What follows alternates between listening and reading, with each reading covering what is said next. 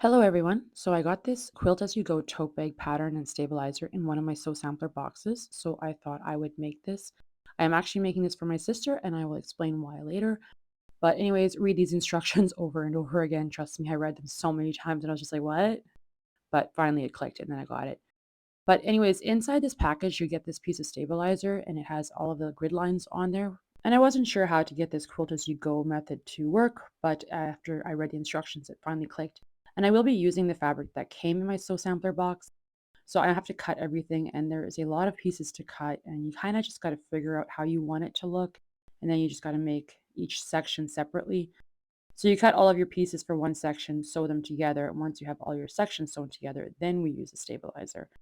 And you just don't want different pieces all around. You want it to look kind of scrappy. So basically just do it however you want.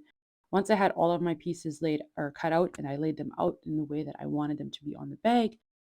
And then I tried to chain stitches together and I did make a few mistakes. So make sure you stay completely and utterly organized while doing this. So I have my two side pieces done for, or I guess my four side pieces, and these are supposed to mirror each other. That way, when we go to sew the sides together of the bag, it's actually still going to have that rail fence look. So you just got to make sure that you're mirroring those. And then for our other pieces that I've sewn together, I have all of my rows separated, but I do need to trim these up because they are a little bit bigger than what they're supposed to be. The pattern tells you exactly what size to square them up to, so just make sure that you square them all up. Because I didn't read that part and then I was just like, why aren't they fitting together? But now that we have all of our sections sewn together the way we want them to be, we are ready to start cutting our stabilizer and doing our quilt as you go method. And I will see if that quarter shop still has these kits in stock, and if they do, I will leave a link to those in the description box below if you are interested in them. So now we need to cut this out, but we want to leave a little bit of extra so that we can just trim it up and square it up properly later on. So I'm just going to take my scissor and I'm just going to cut about half an inch to an inch away from the blue lines or the outer lines there. My sister is doing a giveaway on her Facebook and on her Instagram. So I'm actually making this tote bag and I will be donating it as one of the prizes. So if you're interested in seeing what that's all about, I will leave a link to her socials in the description box below. She sells stuff for a company called Trinot and she also does Saint makeup and it's all awesome stuff. So if you want to know how to enter this giveaway, make sure that you head over to her Instagram or Facebook and see what you need to do to enter to win this and one of her great prizes. So that extra piece of stabilizer there, I'm actually going to keep because it was a pretty big piece and I figured I could use that for a different project somewhere. But now that we are ready to start working, I'm going to lay out my second or center column down with the pretty sides up. And then I'm going to take section number 2 and I'm going to lay that right sides together with section 1. And I'm just going to make sure that I'm lining everything up nice and neatly and I'm going to pin it in place before I go to sew because I don't want this to move around or shift. Did I end up having some not so matchy corners or points? Yes, but that's okay. Sometimes it just doesn't work out as perfect as we had hoped, but it still turned out great. So I'm just sewing a 1/4 inch away from the edge. We're not sewing along that line. That blue line, solid line, is not a sew line. It is just a placement line. So you want to sew a 1/4 inch from the outer edge of your fabric. And then once that is done, I'm just going to give this a really good finger press. The pattern does, or the instructions do say not to put any heat onto the stabilizer at this point. You don't want to melt it to your iron, I guess.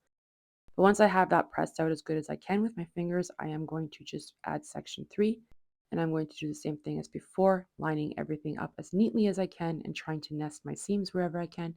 And then pinning it in place and sewing a 1/4 inch from the outer edge, and then I will move on to sections 4, 5, and 6. And now that I have all my sections sewn on, the instructions say at this point you could add some decorative stitching if you wanted to, but I'm not going to. I'm just going to leave it the way it is. I am happy with this look and I don't want to risk messing it up. And now I'm going to carefully iron this with my iron and not touching the stabilizer with my iron. Once I'm done that, I'm going to sew a basting stitch all the way around the outer edge. But I'm going to get everything ready so that I can sew a whole bunch at one time. So I'm going to start making my binding. And for the binding, we're just cutting some strips and we're going to sew them together because this is supposed to be a really scrappy look. And then I'm also going to do my straps as well.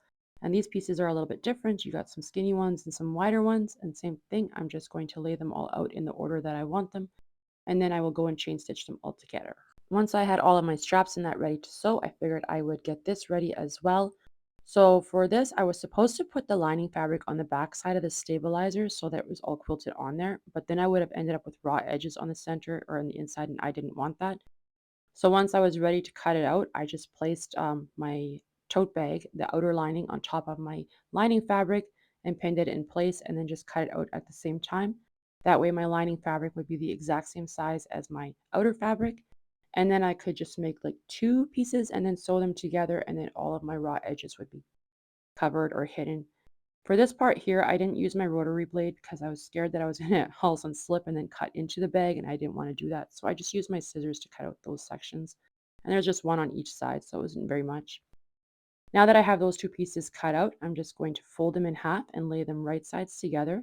And for the outer section, we want to try to make sure that we're matching up those seams there, because if we don't, it's going to lose the effect.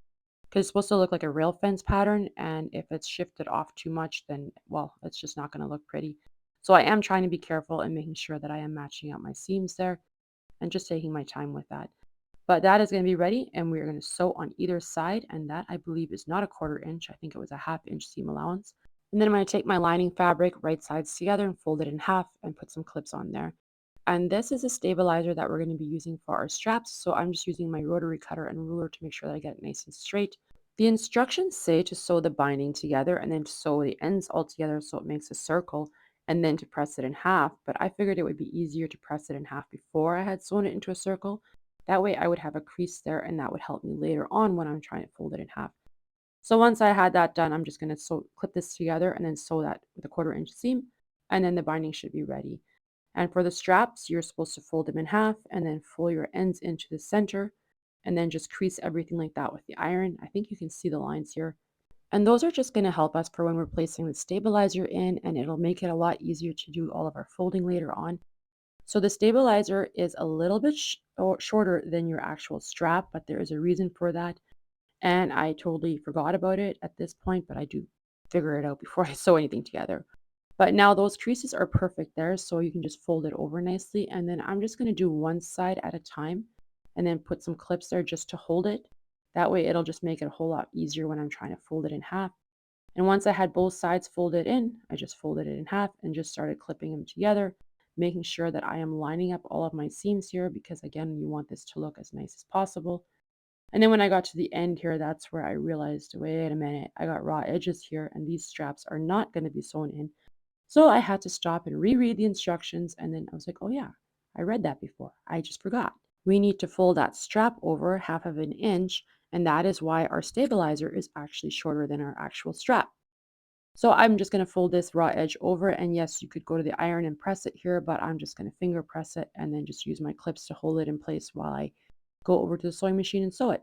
So I'm just going to fold this over here and fold it back in half and put all my clips back in place. And then I will fix the other side and make sure that I don't make the same mistake on my second strap, because we need these raw edges to be completely hidden. So it's just supposed to look nice and folded in like that, because we're going to be sewing them on the top of the outside of the bag. So you're actually going to see this, and then you wouldn't want those raw edges hanging out there and then fraying away. And once I had sewn everything there, it's now time to box our corners on the tote bag. And that's actually really easy to do. You just kind of flatten it out and try to center your seam with the center of that, with the center of the bottom. But you'll kind of see it when you do the sides or the edges there. It won't line up nicely if you don't have it right. And you can kind of see it when you're folding it out. I do have a video where I make a tote bag where I show this in much more detail, and it's a little bit easier to do. I will leave a link to that at the end of this video if you are interested in watching that. And then for that last seam there on my binding, I just finger pressed it open, and now you can see why this would be difficult to press it in half if you had sewn it together. I thankfully have this crease here, which makes it a lot easier. And then for my straps, I just did a nice little top stitch about 1/8 of an inch from each edge, and those are all ready to go. But now we are ready to assemble our bag, because I have already sewn out my corners here. The lining fabric we're going to leave with the wrong sides out, but our outer layer we're going to turn that right side out. I'm just going to use my fingers here to poke out my corners to make sure that they're nice. I'll have to readjust this because you do end up smushing it up, and while you're trying to sew the other things on there and you're pushing it through your machine. But as you can see, my seams line up pretty good there, and I'm actually very happy with the way they turned out. And I really like the way this bag looks.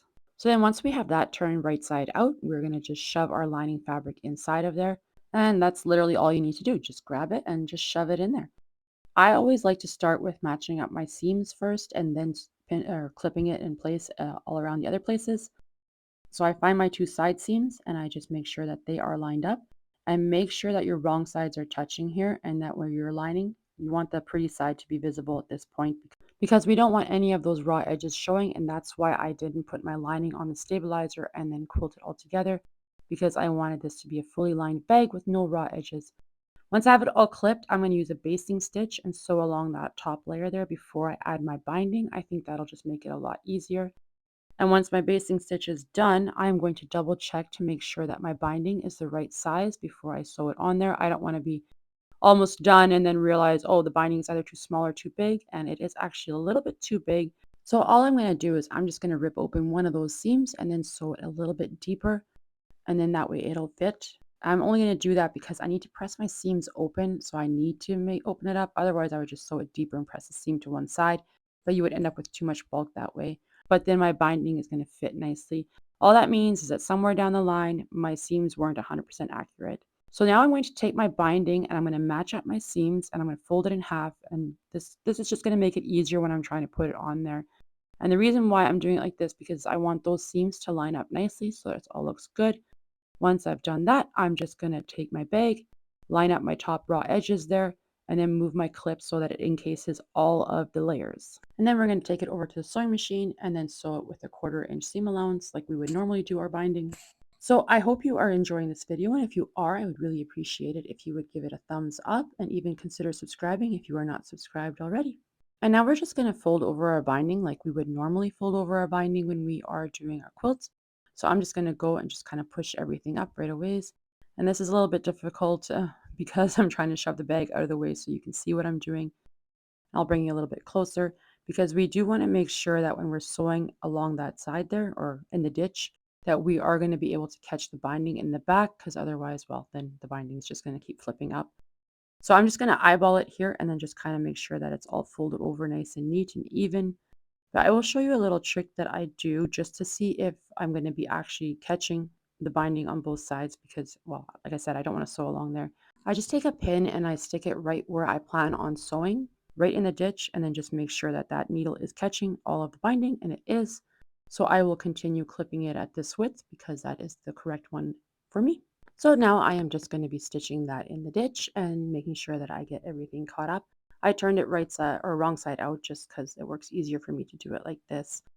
But just remember, if you are interested in winning this bag, please check out my sister's Facebook page or her Instagram page. They are linked in the description box below, and she will have all the details there on how to win. And her giveaway is starting now, November 20th, and running till the end of the month. And her giveaway is open to all Canadian and US and UK residents. And I just wanted to help her out, so I am donating this tote bag as one of her prizes. So make sure you go check that out. So now that we have the bag done, we are ready to add our straps, and then this bag will be completely done. So I have never actually attached straps this way. I normally sew it differently. I don't add the binding on the top. That way I can hide my raw edges of my straps inside my bag. But I figured, you know what? I'm going to try it. So right here is where the pattern is showing where I need to line these up, and then it tells you to go about an inch below the binding or from the binding. So that's all I'm going to do here is I'm just going to hold it in place. And instead of clipping it here, I will be pinning it because I really don't want this to move or shift in any way. And then we need to stitch this down with a box and a little X in the center. And just a little note here, when you are pinning these straps down, you do want to make sure that you're not getting them twisted. So just be careful when you're turning it so that you can pin the other side in place, that you didn't actually get a twist in there. Because then you're going to have to unstitch all of that, and that's just, well, that's no fun. But anyways, I'm going to go sew these down, and then this bag will be done, and I'm going to show you the finished product. And I really hope whoever ends up winning this bag loves it. Okay, here it is. It is all done, and it is actually a really decent sized bag. I kind of like it. Maybe I should have made it for myself. No, I'm more than happy to help my sister out, and I actually am very happy with how this all turned out. I used a neutral thread to sew my binding down and my straps, and it's not really showing up that much. That's great. And this is what the inside looks, and because I did it my way and not their way, I have no raw edges on the inside because I don't like raw edges. Just got some loose threads that need to be snipped, and then I will be able to package this up and send it out to one lucky winner at the end of the month. I wish everyone who enters the best of luck, and I hope you enjoyed this video, but that's all I have. So until next time.